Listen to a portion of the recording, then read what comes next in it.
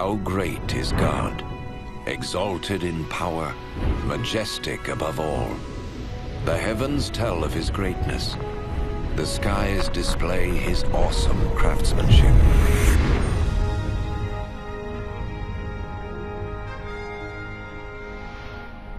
Day after day they continue to speak.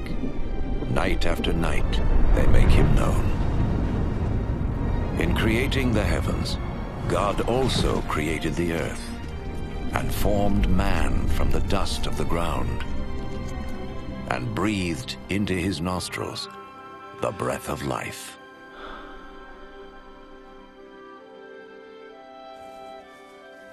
The God of love created man and woman in his own image to have a relationship with him. And so in the beginning, they revered and honored God and lived in harmony with him.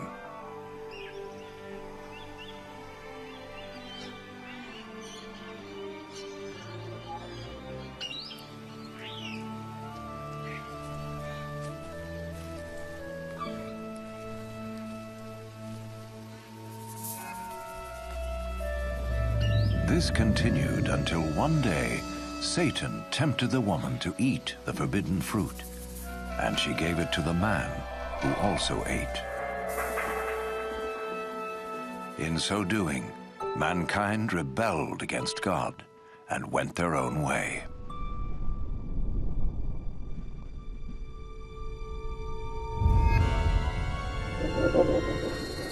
As a result of this sin, mankind was separated from God and was thrown out of the Garden of Eden. But God still loved mankind. It was never his desire to be separate from those he created. Yet how could God be holy and the source of perfect justice if he did not judge mankind for their sin? In his holy book, God reveals his plan to save the world from his judgment. One of the first to see this plan unfold was Abraham.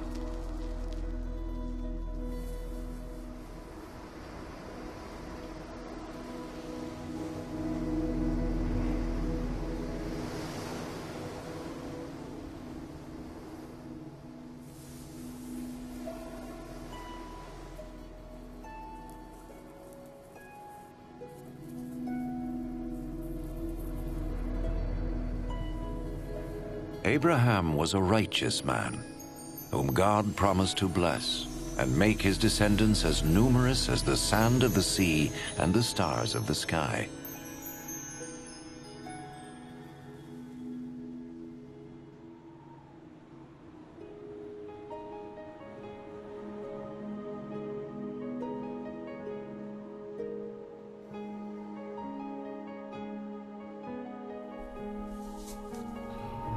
To test his obedience, God told Abraham to sacrifice his son as an offering to him. Abraham trusted God and sought to obey him.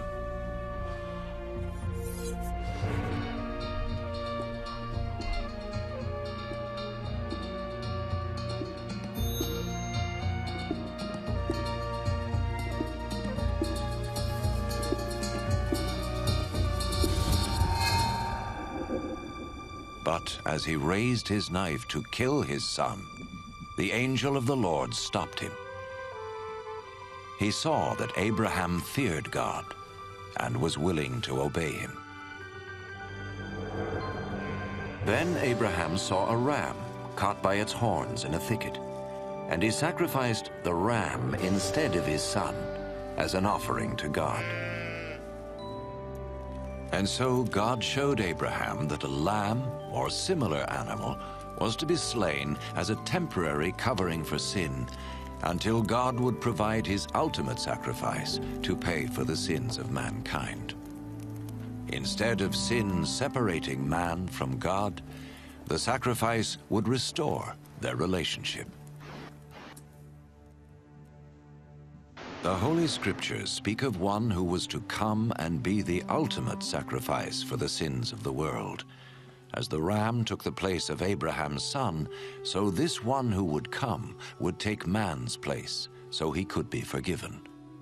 Some refer to this person as the Messiah, the one who would come and reconcile the world back to God once and for all.